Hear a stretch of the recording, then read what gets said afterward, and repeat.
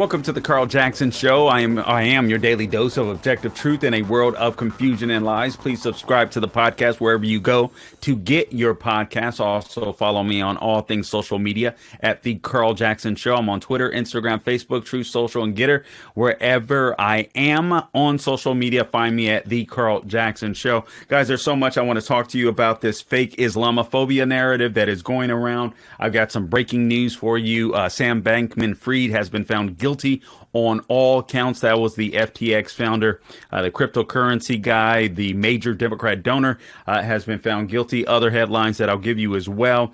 I'm also going to talk to you about where the real ceasefire should occur. You have a bunch of people on the left and within the Democratic Party that are saying there should be a ceasefire, or Israel should implement a ceasefire when it comes to Hamas. They should not. They should literally obliterate. They should obliterate Hamas and ignore all of the naysayers that say otherwise. You have a bunch of people, I'm sad to say, many in the Gaza Strip, many in Gaza, that voted for Hamas. Hamas are terrorists, is a terrorist organization. They use people as shields, and unfortunately, this is the way that they fight. These people are pure evil. I hate to say it, but as Barack Obama used to say, elections have consequences. And I'm sorry, you don't have a democratic society, that's threatened daily with rockets coming in, as you have this terrorist organization trying to take out Israelis and the Jewish people. Over 1,400 people that were killed, including Americans. Some American hostages still taken, still missing. Over 200 Israeli hostages. So no, there shouldn't be a ceasefire, and I understand the concern from others. I think it is purely political, but I'm sorry, this is war, and it absolutely stinks. And after we saw the videos that we saw on October 7th and thereafter, there's no way that Israel can live with Hamas on their border. It simply cannot happen.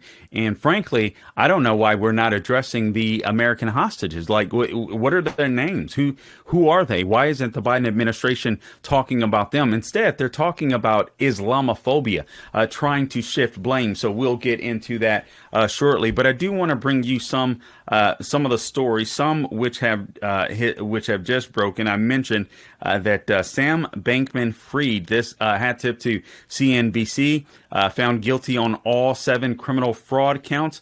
So the month-long trial of SBF, as he's known, wrapped up today, leaving the jury to decide the fate of the FTX founder. Bankman-Fried pleaded not guilty to criminal fraud charges tied to the collapse late last year of the crypto exchange FTX and sister hedge fund Alameda Research. The prosecution's key witnesses were former members of Bankman-Fried's inner circle. A jury has found Sam Bankman-Fried guilty of all 7 criminal counts against him. The former FTX CEO faces a maximum sentence of 115 years in prison. Man, this is a serious wake-up call. Bankman-Fried, 31-year-old, son of 2 Stanford legal scholars and graduate of Massachusetts Institute of Technology, MIT, was convicted of wire fraud and conspiracy to commit wire fraud against FTX customers and against Alameda Research lenders, conspiracy to commit securities fraud, and conspiracy to commit commodities fraud against FTX investors, and conspiracy to commit money laundering. Basically, the dude was pocketing the money. And other people in his organization, man. So guilty on all 7 counts. He was a major Democrat donor, by the way. I wonder if they would ever offer him a deal to do some talking. If they did, he probably would end up Epstein. So maybe he would want to stay quiet on that. There was another piece of news that I wanted to bring you. House passes Israel aid bill. So the House GOP passes an Israel aid bill to offset by IRS funding cuts. So they're passing this Israel aid. Now, regardless of where you stand, I personally, here's where I am. I would prefer that Israel go at it alone simply because I don't want any strings attached. I feel like America is trying to get into Israel's business, and I believe they have to totally devastate Hamas, and I don't want the United States of America holding Israel back. Having said that, I do believe this strategy of the new Speaker, Mike Johnson, is really smart when you think about it. So what he's proposing is, listen, I'm going to send approximately $14 billion, and this isn't an argument as to whether you're for or against, but I do want to share this point with you. So this is pretty clever, in my opinion, if this is what he was intending to do when you sit and think about it. So he's going to offset over $14 billion in IRS spending, right, in order to send this money to Israel. So he doesn't want to increase the debt or the annual deficit. So it's going to be an offset. Now, Senate Majority Leader Chuck Schumer says it's basically dead on arrival. You have 13 Democrat House members, including Deborah Wasserman Schultz and several others from Florida that crossed over to say, no, we're voting to stand with Israel, including Darren Soto of Florida, which I was surprised about, frankly. But anyway, he crossed over as well. But several 13 Democrat congressmen that crossed over. But here's what I think is clever about it when you sit and think about it. Mike Johnson is saying, okay, here's what we're going to do. Remember those IRS agents that you're sicking on middle-class Americans? I think Speaker McCarthy got them knocked down by just a few thousand or something to that effect, if I recall correctly here. And so what's really funny about it is, if you think about it, these IRS agents were hired to be sicked on, I believe, Trump supporters, J6 protesters, conservatives, and now it's like Mike Johnson is turning the table and saying, no, you know what we're going to do is spend this money on the real terrorists, or fighting against the real terrorists. It isn't the J6 protesters, but instead we're going to spend this money on real terrorists. So if that's what he was doing, I think it is very clever. If that isn't what he was doing, and that's just a twist that I thought of, Gabe, that was pretty brilliant. Let's not even pretend here. All right. So anyway, there's that. Now here's something that's really crazy. The left is all of a sudden trying to shift to trying to somehow conflate anti-Semitism with Islamophobia when there's no Islamophobia that we know of going on. There was one brutal case where some crazy nut stabbed a 6-year-old to death. That is one case, horrible, horrific. We should call it out. But let's be real. Anti-Semitism has been on the rise, and it has skyrocketed several hundred% across the country and on college campuses literally since October 7th. So Jews or Israelis get killed, and all of a sudden you see people around the globe, places like France, right here in the United States, all of a sudden you see the anti-Semitism it's almost like October 7th was like their calling, the anti-Jews. It was like they're calling, I don't know, like a horn or something, I don't know. It's been absolutely insane. It was like their signal to come up from the grave. It's the weirdest thing, but that's exactly what we're going through. So I'm going to get into that shortly. All the people that are calling for a ceasefire from Israel, I'm going to tell you where there should really be a ceasefire. But I also do want to bring you more news. And now, where was this? There was something about Mayor Eric Adams that I want to make sure that I bring you. It appears as though Mayor Eric Adams might be in a little trouble. Let me see if I can pull this up real quick, because I thought it was really important news to get to. Also, there was big news today in the good Lord, the GOP primary. At least many thought it was big news. Frankly, I don't think it is, and I think it'll die off, but I could be wrong. But it's obvious what is happening. You've seen lately Ben Carson come out, and Ben Carson endorsed former President Trump. I thought he already had, but he came out and did it. Larry Elder did it after he dropped out of the race last week. You see Rick Scott. Rick Scott came out today and endorsed the former president over Ron DeSantis. Now, at one point there was a rumor that Rick Scott was a little frustrated that Ron DeSantis was not gaining the type of traction that he thought he should gain against Trump. So he wanted to run against Trump, and then he came out and said that wasn't true, or something to that effect, or wasn't going to happen. He moved on to something. He almost didn't even address it. So maybe it was just a rumor, but that was percolating here for a hot minute. Also, there is and I've got to look up this guy's name. It's so funny because I was just the other day, I saw this guy online. I was like, I should have him on. This is a guy that is working to primary Rick Scott, and he calls him a rhino. Now, Rick Scott is responsible for red flag laws. Rick Scott, where he's good, he's really good. Where he's a rhino, he's a rhino. Yeah, it is the weirdest thing. But red flag laws, man. There were two other things, and now they escaped me. And when this guy mentioned them in his profile, I was like, oh yeah, I forgot Rick Scott is responsible for that. So he comes out and he endorses Trump today. I think that's he's saying everybody should unite behind former President Trump. Listen, you love Trump, you hate him. It doesn't matter.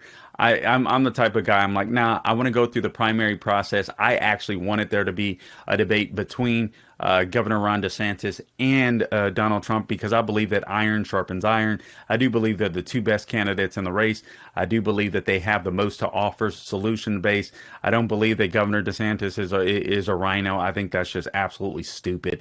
I live here in Florida, and I don't even take people seriously that say that. I think it's okay to say, listen, man, I just want Trump because he already did this thing and he could do it again. I'm like, hey, okay. But then I look at DeSantis and I understand people that say, listen, right off the bat, this guy offers you 8 years.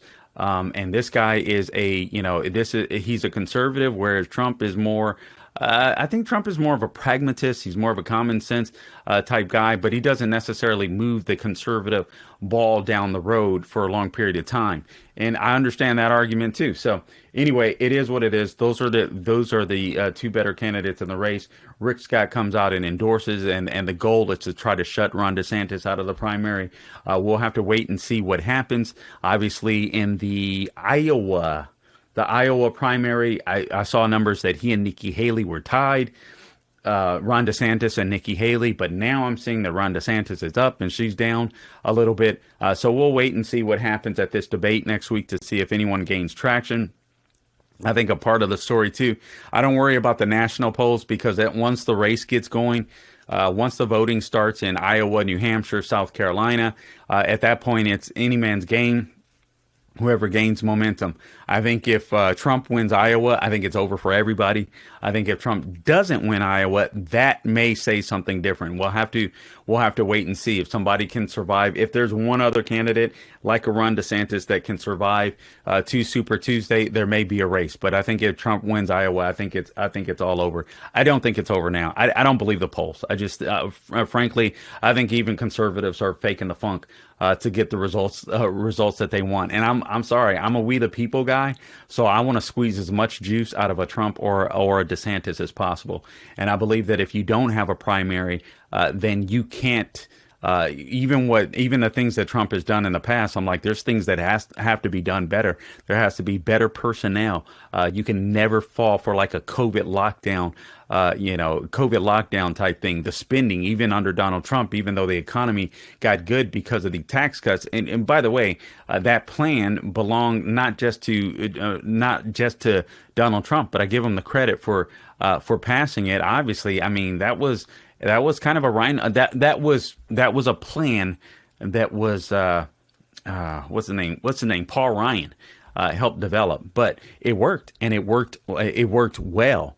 He even penalized rich people with that salt tax, if you will, or salt cap, if you will, in that thing. But that caused the economy to skyrocket because the markets knew what they were going to get from former President Donald Trump. Businesses started building. Man, I'm telling you, during that period of time, it was just crazy. Even in my service business, it was like everybody just all of a sudden you go it was like you were in jail during Barack Obama's administration. Trump comes in, there's tax cuts, there's this new "we love America" feeling, and it's just like the whole freaking economy just woke up. It was absolutely amazing. Anyway, I don't even remember why I went there, Gabe. So you distracted me, just so you know that. But all right, why did I go there? Oh, I wanted to bring you this news just real quickly. I think this is very. Crap. Sorry. All right, sorry guys. I want to bring you this news on. Here it is. FBI launches a criminal probe into New York City Mayor Eric Adams, saying that he received illegal donations from Turkey. We'll have to see what plays out there, but federal authorities have launched a criminal public corruption investigation into whether the 2021 election campaign of New York City Democrat Mayor Eric Adams conspired with a foreign government to receive illegal donations. Wow, the New York Times obtained a copy of the search warrant that the FBI used when it raided the Brooklyn home of Adams' top fundraiser, Brianna Suggs. Isn't that interesting? I'm fascinated. I'm fascinated by this. You know, maybe it's because he's talking smack about the borders. I don't know. The investigation is focused on determining whether the campaign conspired with the Turkish government to receive illegal campaign contributions. I don't know if the message is don't cross Biden, or if there's, maybe there's still some good FBI agents out there. It's hard to believe, but obviously there's got to be some good guys in the pack.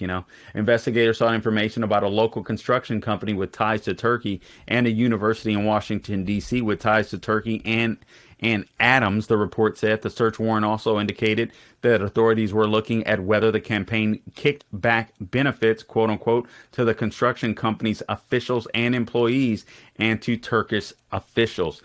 So this news coming out as well, very interesting. We'll have to wait and see what happens there. So things are getting a little interesting.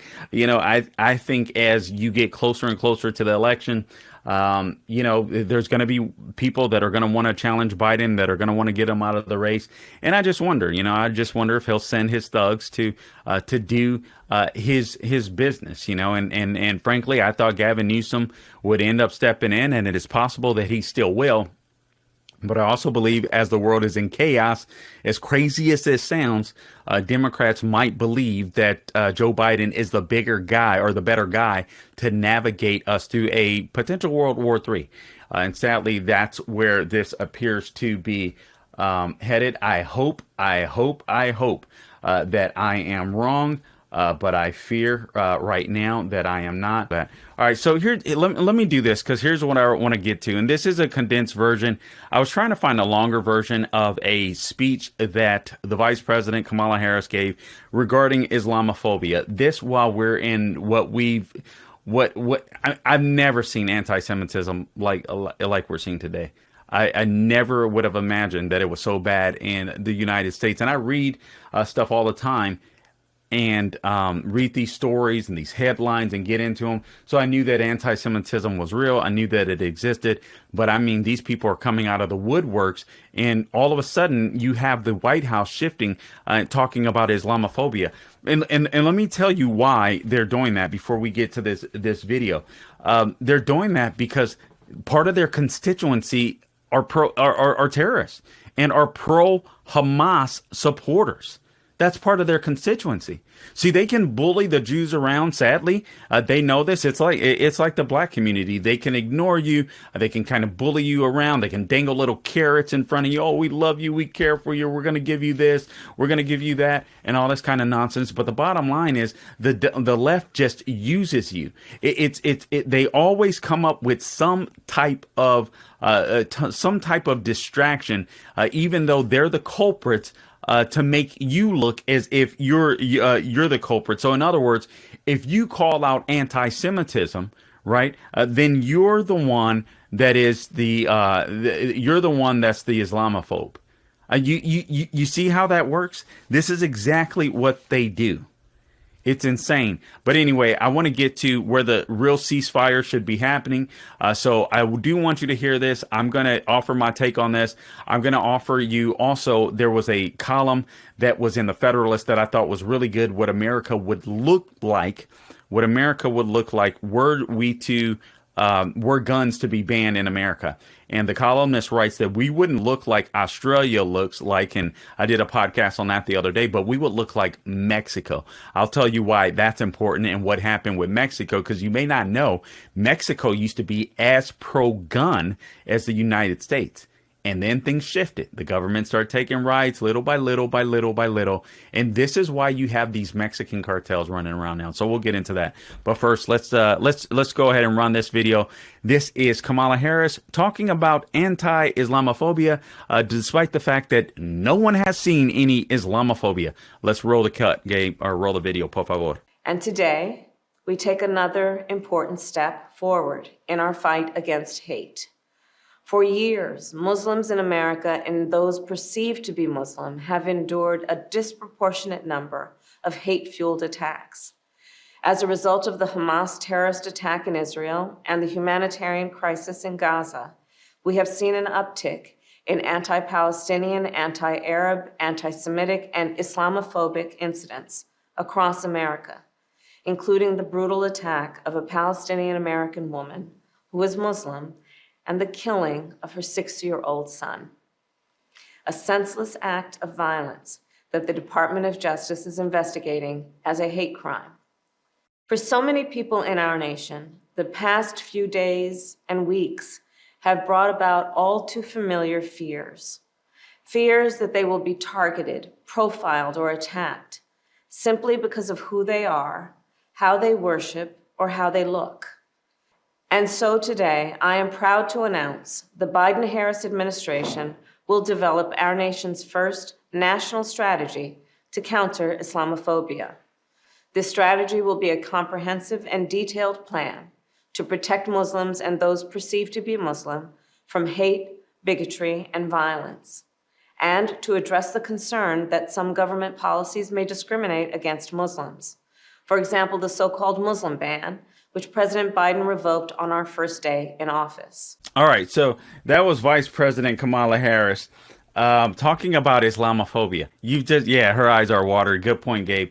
There's a reason she was wearing brown, Gabe. You know why, right? Because she is full of crap. I mean, this is absolutely insane. You just had 1,400 Israelis murdered. Now I said Israelis. Somebody pointed this out, and I don't know why I didn't think of it. But it was like, oh yeah, duh. You had 1,400 Israelis plus murdered, and also Americans within that number. Those Israelis that were murdered could have been Jews. They could have been Arabs. They could have been Muslims. They didn't know when they first descended. The paragliders from Hamas descended upon that music festival. They didn't.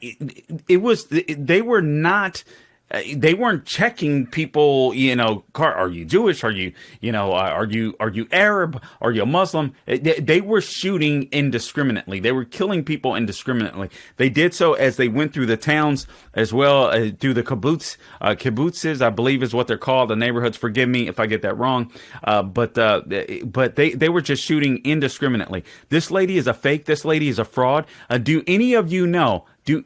Have any of you guys heard any stories, with the exception of the one that she mentioned? 1,400 people freaking slaughtered in Israel. You have college campuses where they're having protests, where college kids are literally having to lock themselves inside of libraries to stay safe. You have people at Harvard. You have groups that are that are pro-Hamas groups at Harvard that condemned Israel after they were attacked. You have the Harvard head of the Harvard Law Review, one of the students there that literally beat up on a Jewish kid along with another person. There's video of this stuff happening around the country, and you're talking about Islamophobia. You know why she's doing it? She's doing it because these pro-Hamas people are their constituents. I'm talking about the Democrat Party. These are the ones that are active, right? The people that hate Jews. If you're a Jew and you're in the Democrat Party still, I don't know I don't know what's wrong with you. They're telling you that they hate you. They're telling you who they're going to side with, despite the fact that anti-Semitism is literally on the rise by I mean, several hundred percentage points since October 7th. And you would think there would be some empathy for the nation state of Israel. You think there would be some empathy for Jews. No. I mean, it is from people like myself and other conservatives, but on the left, none, hardly any. You had 13 House Democrats that voted for this package to Israel. Regardless of where you stand on that issue, only 13 crossed over. Just think about that. Man, we live in a sick time, guys. And I'm telling you, I'm going to get into why you better not give up your guns. Remember, she was trying to compare. I spoke about this the other day, but Kamala Harris was trying to compare or say we need to adapt basically Australia's model when it comes to guns. Man, do not give up your guns. These people, I'm telling you what's going to happen next year. There was another column, and unfortunately, I do not have it in front of me, written by John Daniel Davidson, I believe, of the Federalist, and he was just talking about the crime that, I mean, obviously the left, they are violent people, and basically we're going to see violence leading up to 2024. You got to brace yourself. These pro-Hamas protesters, you don't think it'll lead to violence? Look at the people that are coming in our borders. Look at the people that are coming in our borders. We had special interest aliens, those that had come from hot zones, over 70,000. Those are that we know of. We have this hat tip to zero hedge. Not a crisis. It's an invasion. Massive migrant caravan prepares to storm the U.S. border. And it says here, quote, while everyone is laser focused on World War III, threats across the Middle East, President Biden's border crisis is only worsening as a new migrant caravan departed from southern Mexico on Monday and is headed north to the U.S. southern border. According to Reuters, there are 5,000 migrants from illegal migrants, I'm going to say, from Cuba, El Salvador, Guatemala, Haiti, Honduras, and Venezuela are on foot near the city of Tapachula, near the Guatemalan border. One of the caravan's organizers, Renio Mojica, told reporters that civil protection officials and ambulances are escorting the migrants. That's interesting. Really? Almost as if this is being paid for. Mojica said the migrants departed from Tapachula over their inability to secure humanitarian visas. He added that some migrants had asked local authorities to help with recovery efforts in the hurricane-stricken port of Acapulco in trade for visas, but the authorities told them no. There's been several videos of this on X that you can see. Even Elon Musk had opined about it or mentioned it or reposted it on X. But this is absolutely insane. We don't know who's coming in. We don't know who's coming in. All of this stuff is connected. You're going to pretend like there isn't there's a problem with Islamophobia when it's Jewish people that are being attacked. You can name one case. Guys, let's be real. We've experienced 9/11, the Pulse nightclub that they still that they still lie about. The left still lies about. I live in Orlando. They're still lying about this thing, saying it was an anti-gay attack when it was a straight up Islamic jihadist that happened to go. What's open? What club is open? Where's what's a gun-free zone? Let me go get the most carnage, as much carnage as possible. And I hate to be so descriptive, but it's true. That's what happened. That is what happened. Absolutely insane. But if you're you stand up against anti-Semitism, you're the Islamophobe. I mean, it's just amazing. It's just amazing. This is what the left does. They'll either distract, it's what they're doing to, or project. It's what they're doing to Donald Trump. Joe Biden. I mean, numerous headlines. There was a headline. I mentioned this to you guys the other day. This guy he made Hillary Clinton look like a piker when it came to an email scandal. Over 82,000 pages of emails where he was using a fake name, or over 80,000 pages where he was using a fake name, compared to Hillary's 55,000 emails or pages. Hunter Biden gets a $250,000 loan from a Chinese executive. There was another headline that broke today that Joe Biden had received a $40,000 check from James Biden's wife from his sister-in-law as another loan repayment. It's amazing how this guy keeps getting loan repayments payments when James Biden or Hunter Biden are doing business with people that would not do business with them were it not for Joe Biden hooking them up with that connection, and then the big guy gets paid off. So it's just it's projection. This is what they do. You guys remember the Tennessee shooting? The guy at the Federalist brought this up. Remember the Tennessee shooting with the transsexual? So the transsexual, this chick pretending to be a dude, goes and shoots up this Christian school, kills 3 adults in cold blood, kills 3 children in cold blood. They don't release the manifesto or release her manifesto. We have no idea what's in it today. And all of a sudden, it became an issue of, oh, it isn't the fact that a trans chick pretending to be a dude slaughtered Christians, and intentionally so. All right. It was, oh man, it's transphobia. You see what they do? They have to hold on to power. So the victims are not the victims because it would make them look bad. I mean, it's absolutely astonishing, but this is what the left does all the freaking time. I had this story. I mean, let me just share this with you real quick. This was from Zero Hedge 2. Limousine liberals, many Democrat tax policies that, quote, fight inequality actually help the left's wealthy voter base. Just in case you thought the left was really for the little man, you have Democrats that are fighting to reform this 2017 Tax Cuts and Jobs Act that instituted this cap of $10,000 that can be deducted for rich people. It's called SALT, state and local tax deductions. So a lot of Democrats are up in arms about that. They want their money, man. All these people that claim to be for the claim they're for, the poor. All of these Democrats that say, that make the argument that, the rich don't pay their fair share. Well, it's Democrats that are trying to turn this Tax Cuts and Jobs Act, Trump's tax plan, around and say, wait a minute, man, we don't want this cap on state and local taxes of only being able to deduct $10,000 of our money, because and then we have to pay these exorbitant taxes in California and New York, and they are belling from these states. A lot of these rich people, they're complete and utter frauds. That's what you need to know about the Democrat Party. They're complete and utter frauds. Now, let me bring you to this story as I get to where the real ceasefire needs to take place. This is from the Federalist. And America without gun rights would look like Mexico, not Australia. Again, we talked about that the other day, where Vice President Harris called for an assault weapons ban and quote unquote sensible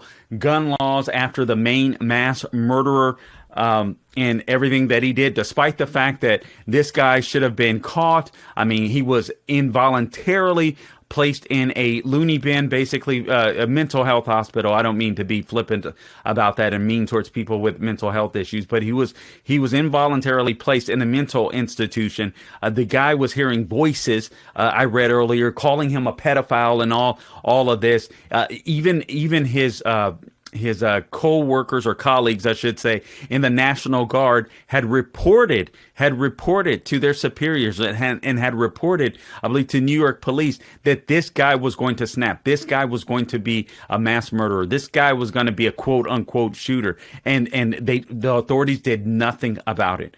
They had plenty of warning from this guy, and they did absolutely nothing about it. And since the authorities did absolutely nothing about it, all these laws that they make and they don't follow up, and then when they don't follow up, then they want to take your guns away.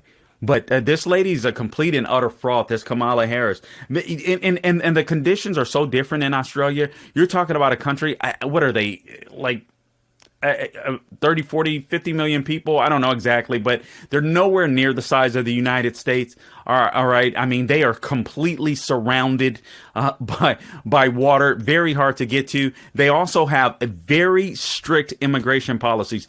You try to go to Australia. You know what they do? When people try to come to Australia by boat, what they do is they give them food and water, they give them medical treatment, and they send them back on their way. They do not allow allow them to come in. That's why they were so crazy when it came to the COVID lockdowns. And by the way, as far as their gun laws are concerned, yeah, they had a gun buyback program after that shooting that occurred 30 plus years ago, or 30 or so years ago. So they had this basically gun confiscation. They took 650,000 guns, but here's what happened. Half of the residents kept their guns and only bought more afterwards. So now they have more guns. They have less crime, but they have more guns. The gun control didn't work. They have more guns and they have less crime. These people, they just lie. Here's what happened in Mexico. So this writer goes on to say, through experiment, leaving aside the issue of, he's talking about this gun confiscation and Australia and New Zealand models, that, these unarmed countries, he says, they tell us, prove you can strip citizens of their ability to own firearms and live in a nonviolent utopia.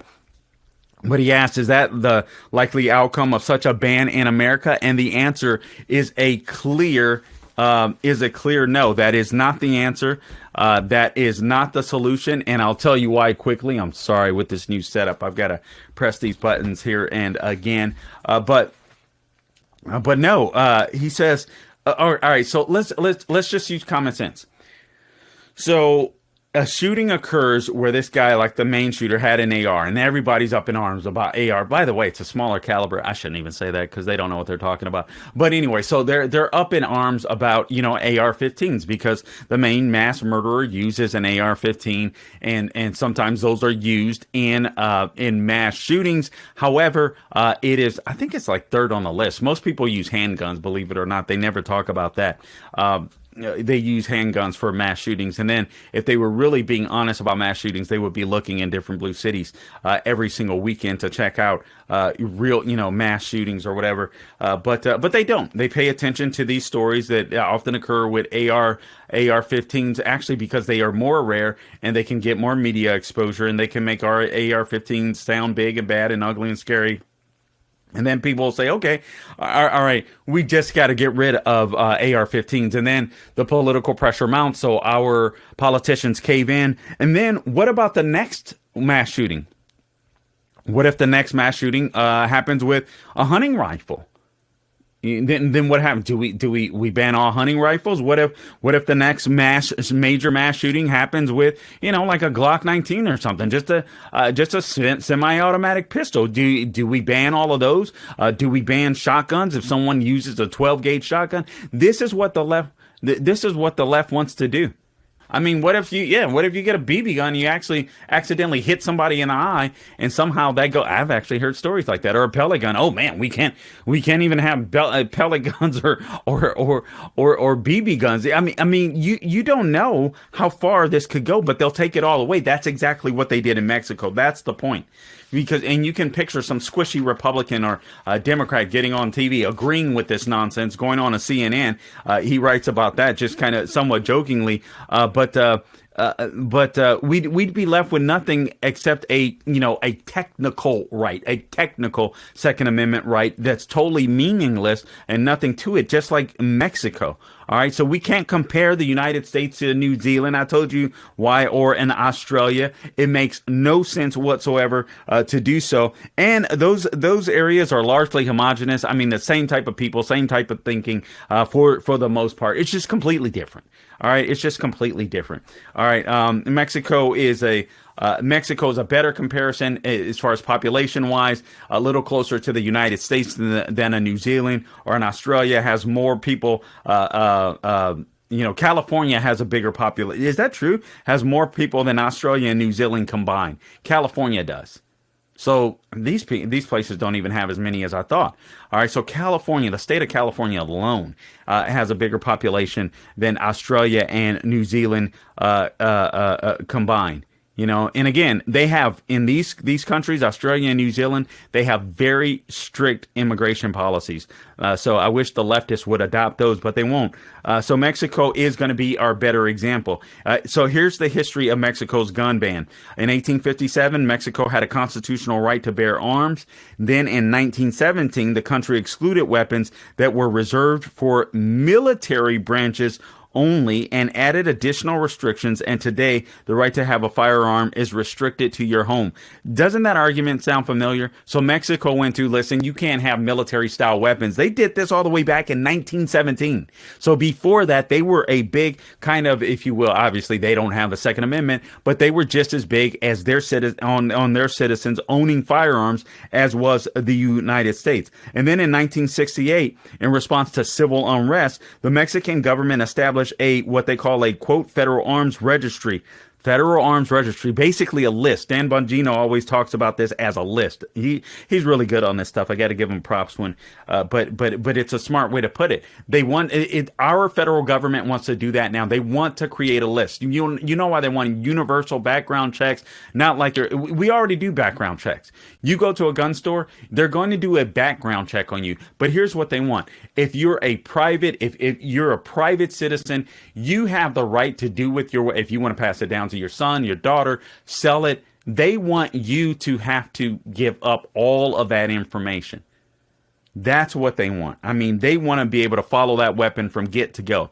The government wants to be able to track you. So going back to this, in 1968, in response to civil unrest, the Mexican government established, again, the Federal Arms Registry response to that resulted in the following: handguns in .380 or smaller and 12 gauge or smaller, shotguns and rifles that use less than 30 caliber are legal. Citizens have to go to a military base to apply for a permit. If one is issued, they say guns can only be purchased at one store in Mexico City run by the Mexican military. Let me trip off the numbers.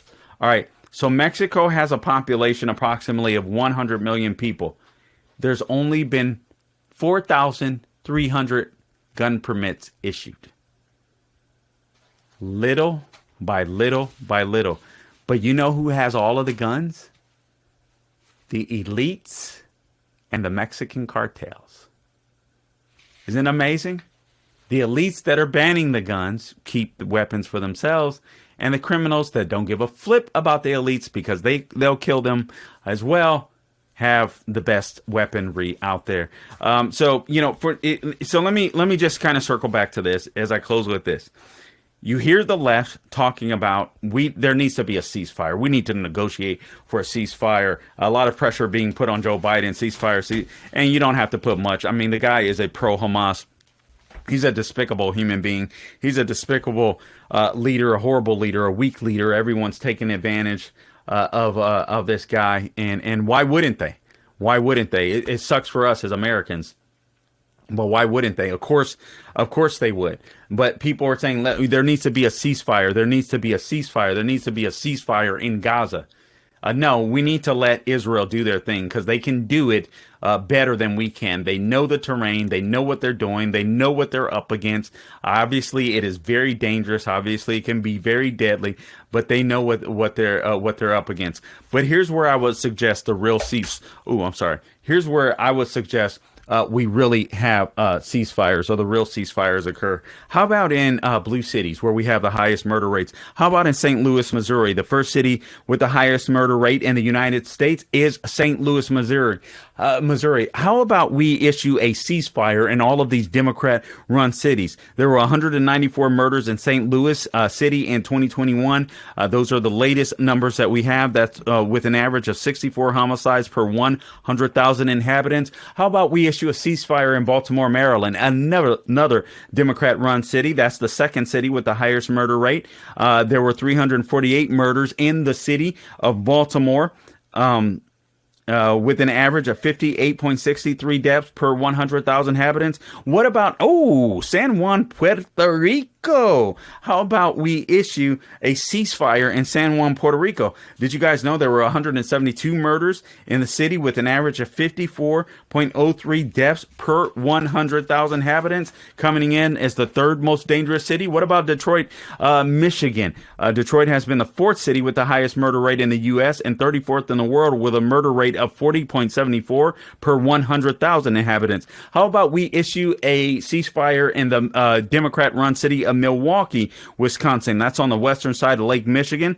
And there they had a murder rate of 42.5 of 100,000 inhabitants. Or how about we issue a ceasefire in New Orleans, Louisiana, that Democrats run?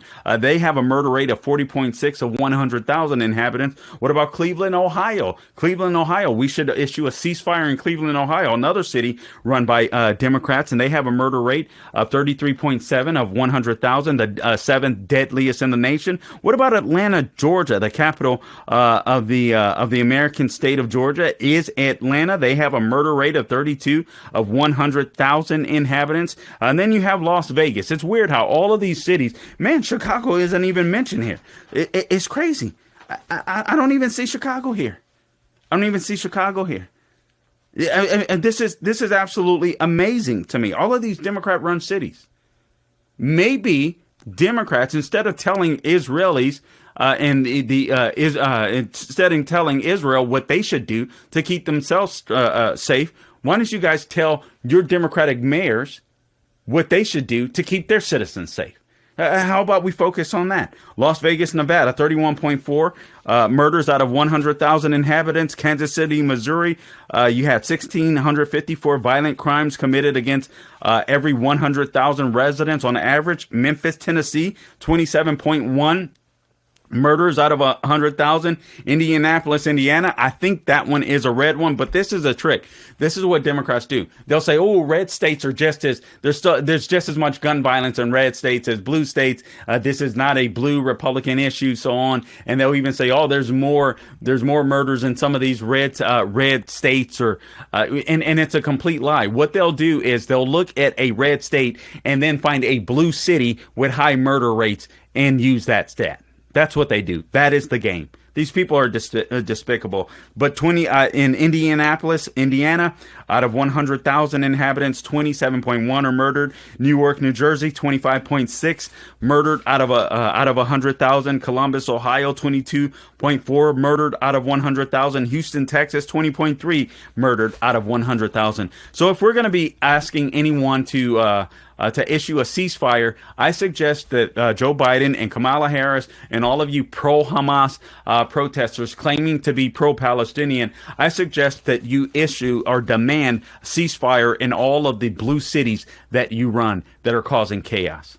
Guys, listen, I appreciate you tuning in to this edition of the Carl Jackson Show podcast. Please support my sponsor, Mike Lindell, at mypillow.com. mypillow.com. Click on that radio podcast square. That's going to help us to be able to stay on air, just being completely real with you. We need the support from our sponsors. All right, so please go to mypillow.com, click on that radio podcast square, enter my name, Carl, C-A-R-L, or give them a call, 800-858-0263. They got Christmas is coming up. It's tough times for everybody. All right, so right now at mypillow.com, there are deals that exist that are over 60% off if you use my name, Carl. So please do so. 10-year warranty, 60-day money-back guarantee. You cannot beat that with a bat. We're trying to transform this studio, so if it looks a little crazy in the background, guys, we are going to get this together within the next week. We're doing some serious stuff next week. If you're feeling generous, please feel free to donate on YouTube. Give us a special a super thanks. We would certainly appreciate that. But more importantly, subscribe and share the podcast. That's what we need most, guys. We are fighting for freedom and thank you, because that's really important. Do the same on Rumble. Wherever you go to get the podcast, please share and like. Where you can review it, on both YouTube and Rumble. Please give us the highest score possible. That's going to help move our names up the charts. We would certainly appreciate that. And then until next time, guys, do not grow weary doing good. God bless you.